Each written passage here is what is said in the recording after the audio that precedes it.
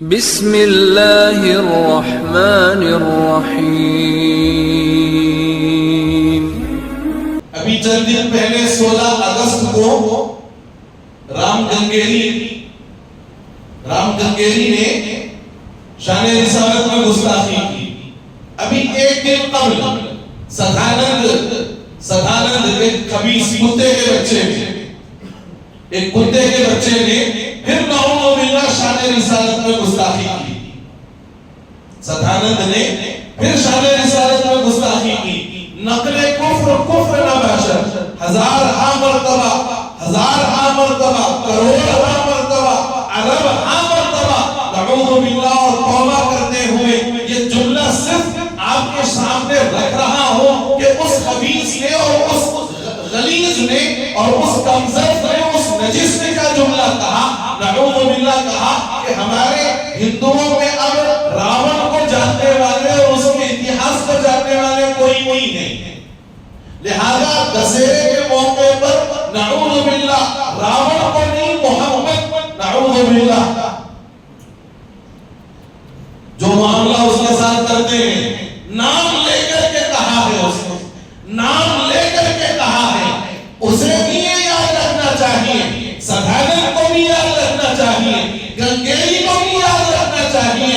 قرآن نے بڑے صاف الفاظ میں کہا ان لوگوں کے لیے جنہوں نے نبی کو ستایا اور نبی کی شان میں گستاخی کی، کبھی کہا ان شانئک هو الابتر، آپ کا دشمن ہی مقطوع النسل ہے، ان الذین یؤذون اللہ ورسولہ لعنہم اللہ فی الدنیا والآخرہ، جو اللہ کو اور اس کے رسول کو تکلیف پہنچاتے ہیں، یاد رکھنا چاہیے کہ ان پر اللہ کی بھی لعنت ہے، مومنین کی بھی لعنت ہے، ساری دنیا کی لعنت ہے۔ اور دوسری طرف ابھی ہماچل کے اندر جو حالات چل رہے ہیں، ہماچل میں وہاں کے ایک لیڈر نے پوری ایک ریلی نکالی مسجد کو گرانے کے لیے، واٹس ایپ پر دیکھی ہوگی آپ نے، ریلی نکالی واٹس ایپ پر آپ نے دیکھی ہوگی، کہا اس کے اندر کہ یہ سارے لوگ ریلی لے کر کے نکلے ہیں مسجد کو گرانے کے لیے۔ جب مسجد قریب آئی اور یہ مسجد کے قریب پہنچے تو جو ان کا لیڈر تھا، جو ان کا ذمہ دار تھا، اچانک اسی وقت اس کا ہاتھ فیل ہوا اور اسی موقع پر مر گیا۔ اللہ نے ایسے لوگوں کے انتقام کو دنیا والوں کے لیے عبرت کا ذریعہ بنایا ہے۔ قرآن کہتا کیا ہے؟ تبت یدا ابی لہب وتب ما اغنی عنہ مالہ وما کسب سیصلی نارا ذات لہب وامرأتہ حمالۃ الحطب۔ کون ابو لہب جو حضور کا سگا چچا ہے، جو حضور کا خاندان کا ایک فرد ہے، جو حضور کے ساتھ خونی رشتہ رکھتا ہے، لیکن جب اس نے نبی کی شان میں گستاخی کی اور نعوذ باللہ کہا تھا تبت لک یا محمد علی ھذا جمعتنا، اے محمد تمہارے ہاتھ ٹوٹ جائے، نعوذ باللہ کہ تم نے یہی بات سنانے کے لیے ہمیں یہاں پر جمع کیا تھا۔ تو یاد رکھو قرآن نے سورت نازل کر دی تبت یدا ابی لہب وتب، کہ ابو لہب ہلاک بھی ہوا، برباد بھی ہوا، ما اغنی عنہ مالہ وما کسب، نہ اس کا مال اس کے کام آیا، نہ اس کی اولاد اس کے کام آئی، سیصلی نارا ذات لہب، ان قریب یہ دہکتی ہوئی آگ کا انگارہ بنے گا، دہکتی ہوئی آگ کا انگارہ بنے گا۔ سدھانند کو بھی میں صاف الفاظ میں یہ کہتا ہوں کہ تو یہ کہتا ہے خبیث کے بچے اور نجس کی اولاد اور حرام کے پلے کہ تو دسہرے کے موقع پر راون کے بجائے ہمارے پیغمبر کے متعلق کہتا ہے۔ میں یہ کہتا ہوں کہ تو دنیا میں بھی چلے گا، تو آخرت میں بھی چلے گا، تیری موت عبرتناک بنے گی اور تو لوگوں کے لیے نشان عبرت بن جائے گا۔ آپ نے بارہا سنا ہوگا کہ جن لوگوں نے نبی کی شان میں گستاخی کی، اللہ نے ان کا انجام دنیا والوں کو بتایا۔ امریکہ کے اندر ایک رائٹر نے حضور کی شان میں گستاخی کی، اس کے گھر کے اندر شارٹ سرکٹ ہوا اور وہ جل کر وہی خاکستر ہو گیا۔ تو گنگیری کو بھی یاد رکھنا چاہیے، سدھانند کو بھی یاد رکھنا چاہیے کہ جو نبی کی شان میں گستاخی کرتا ہے، اللہ ان کو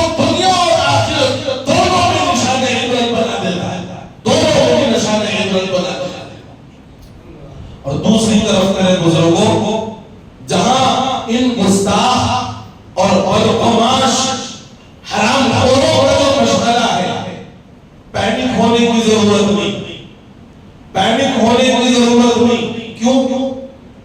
اس لیے کہ اگر آپ پینک ہوں گے تو قانون آپ کے خلاف بنا کر ہی آپ کے ساتھ الٹا معاملہ کیا جائے گا. قانونی اعتبار سے ایسی کارروائی ہو جو پی ایم صدر جمہوریہ اور جس علاقے کے اندر یہ کام ہوا ہے وہاں کے وزیر اعلیٰ سے مسلمانوں کی نمائندہ اور بڑی تنظیموں کو مل کر یہ کام کرنے کی ضرورت ہے. یہ کام کرنے کی ضرورت ہے. جو یہ کہتے ہیں کہ دشہرے کے موقع پر یہ جلاؤ اور وہ جلاؤ، یہ کہنے والے خود دنیا میں جلیں گے. آپ دیکھیں گے انشاءاللہ، آپ دیکھیں گے انشاءاللہ کہ یہ کہنے والے دنیا میں جلیں گے اور پوری دنیا کے سامنے یہ نشان عبرت بنے گے انشاءاللہ. یہ کام ہمیں کرے گا. دوسرا کام کہ اپنے ایمان کے تحفظ اور عقیدے اپنے نبوت کی حفاظت، یہ ہم سب کی ذمہ داری ہے. یہ ہم سب کی ذمہ داری ہے. میں نے دو نام آپ سے کہے ہیں، جواد اور فیصل. یہ دو حبیث اس وقت دیگر کنڈے کے علاقے میں، چشمے کے آس پاس میں، ادھر فاطمہ نگر میں یہ کام کر رہے ہیں. سب سے آسان کام یہ ہے کہ یہ جہاں ملے فوراً پولیس کو انفارم کریں اور ان کو حوالے کریں. اور جو لوگ متاثر ہوئے ہیں ان کو یا تو مسجد لے کر کے آؤ یا وہ جہاں ہے وہاں ہمیں بلاؤ، ہم پہنچ کر کے ان سے بات کریں.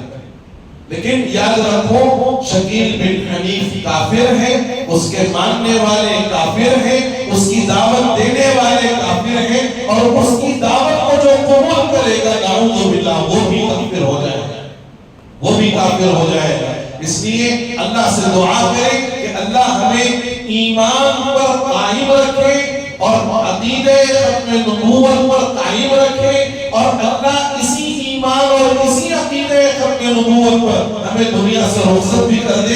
ایمان والوں میں ہمارا شمار فرمائے اور ایمان پر ہم سب کا خاتمہ نصیب فرما دے. اور جو دشمنان نبی کی شان میں بارہا گستاخی کر رہے ہیں، اے اللہ ہماری یہ دعا ہے کہ ان لوگوں کو پوری دنیا کے لیے نشان عبرت بنا دیجئے، اور قانونی اعتبار سے بھی ان کے ساتھ وہ معاملہ ہو کہ پھر کبھی کسی دشمن کی زبان جو ہے دراز نہ ہونے پائے. اے اللہ آپ ہماری طرف سے حامی اور مددگار ہو کر ان کو نشان عبرت بنا دیجئے. آمین یا رب العالمین. وآخر دعوانا ان الحمد للہ رب العالمین.